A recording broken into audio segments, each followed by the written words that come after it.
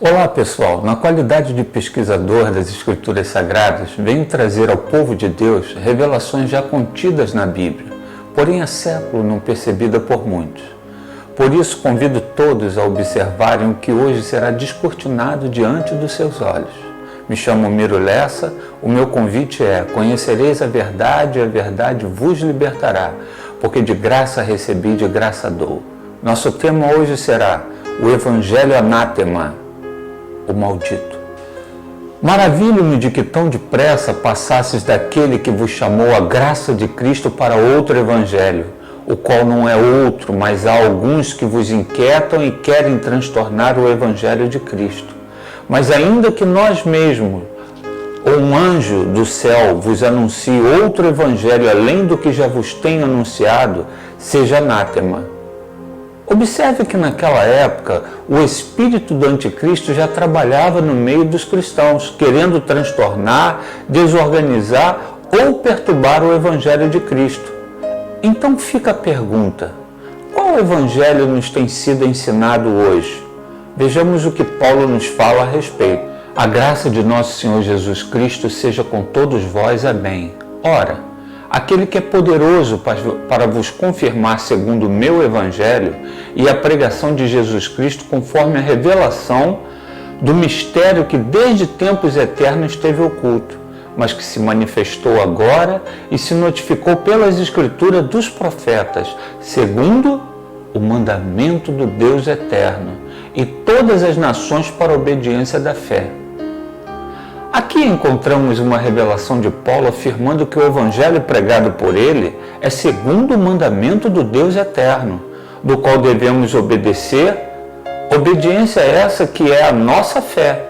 Observamos também que o mandamento aqui em questão, apesar de se encontrar no singular, se refere a todas as 10 leis do mandamento. Vejamos mais.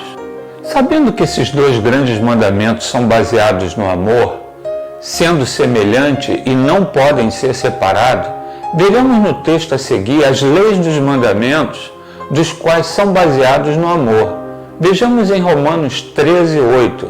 A ninguém devais coisa alguma, a não ser o amor com que vos ameis uns aos outros. Porque quem ama aos outros cumpriu a lei. Com efeito, não adulterarás, não matarás, não furtarás, não darás falso testemunho, não cobiçarás. E se há algum outro mandamento, tudo nesta palavra se resume: amarás o teu próximo como a ti mesmo. Alguns teólogos entendem que as palavras cumpriu e resumo aqui se aplica ao fim de todas essas 10 leis, bastando apenas amar ao próximo. Então fica a pergunta: como posso exercer esse amor deixando de cumprir qualquer uma dessas 10 leis dos mandamentos, já que para amar não posso roubar, muito menos matar meu próximo?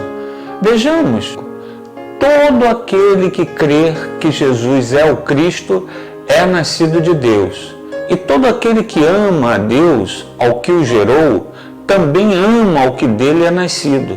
Nisto conhecemos que amamos os filhos de Deus, ou seja, ao próximo, quando amamos a Deus e guardamos os seus mandamentos.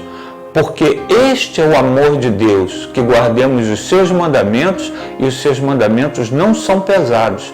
Porque todo que é nascido de Deus vence o mundo, e esta é a vitória que vence o mundo, a nossa fé. Entendemos que aquele que crê em Cristo é nascido de Deus e tem o seu amor para com o próximo, como visto no versículo 1. E a evidência desse amor é quando amamos a Deus e guardamos os seus mandamentos, como visto no versículo 2. Logo, sendo alguém nascido de Deus e tendo seu amor, que é a guarda dos mandamentos, o versículo 4 vem revelar que essa é a vitória que vence o mundo, que é a nossa fé. Vejamos mais. Todavia, se cumprirdes conforme a Escritura, a lei real, amarás o teu próximo como a ti mesmo, fazeis bem.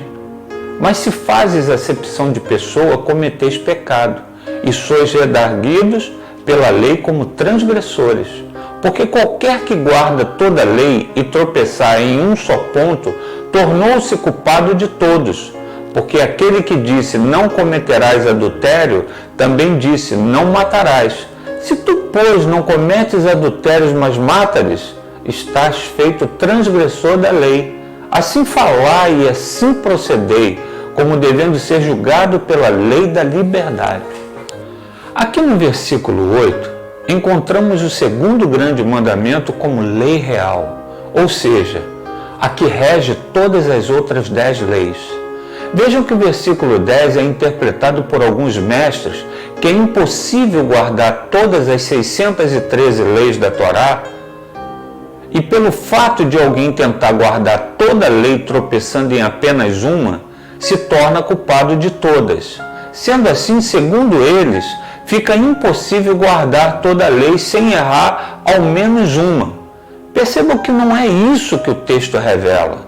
Veja que o versículo 11, do qual cita 2 dos 10 mandamentos, nos dá a entender que toda a lei dita no versículo 10 trata-se dos 10 mandamentos. E essas duas leis nos é orientado que do mesmo modo que cumpramos uma, devemos cumprir a outra, sem quebra. Sendo assim, fica fácil ao cumprir as 10 leis dos mandamentos, mantendo-se obediente a qualquer outra lei judicial. Mas ainda que venhamos a falhar, temos um advogado. Vejamos, meus filhinhos, estas coisas vos escrevo para que não pequeis. E se alguém pecar, temos um advogado para com o Pai, Jesus Cristo justo. E Ele é a propiciação pelos nossos pecados, e não somente pelos nossos, mas também pelos de todo o mundo.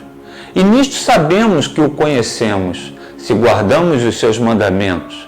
Aquele que diz eu o conheço e não guarda os seus mandamentos é mentiroso, e nele não está a verdade.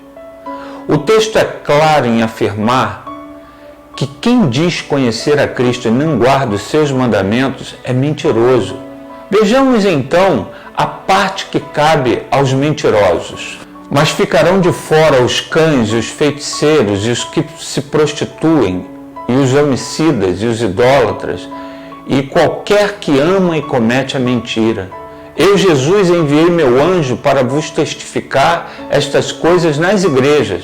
Eu sou a raiz e a geração de Davi, a resplandecente estrela da manhã. Concluímos que, primeiro, o Evangelho de Paulo recebido por revelação de Cristo é segundo o mandamento do Deus eterno. Segundo, Deus é amor e o seu amor é que guardemos os seus mandamentos.